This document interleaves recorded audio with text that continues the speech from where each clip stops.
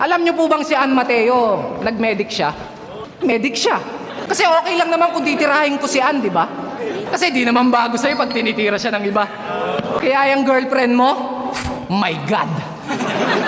Patitikimin ko yan ng special na nakatuwad. Puta, wala nang ubad-ubad, kadyot na agad. Long neck na burat ang ipapasok ko sa pek-pek niyang lapad.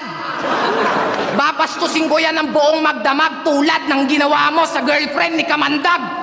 Di ba nasabi sa'yo ni Ann? Ex niya ako.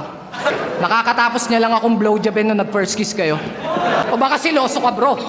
3 hours lang naging kami. Yun lang kasi yung kasya sa budget ko. Kaya naman, talagang sinulit ko ng gusto. Nilamas-lamas ko yung yoga, bro. Sabay hawak sa magkabilang nipple. Puta, parang nag-yoga. Bilib ako sa relasyon nyo.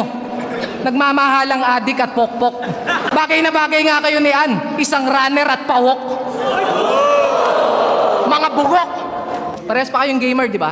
Mga player ng Dota. Kaya sanay na sanay ka na pag ginagambang siya ng iba.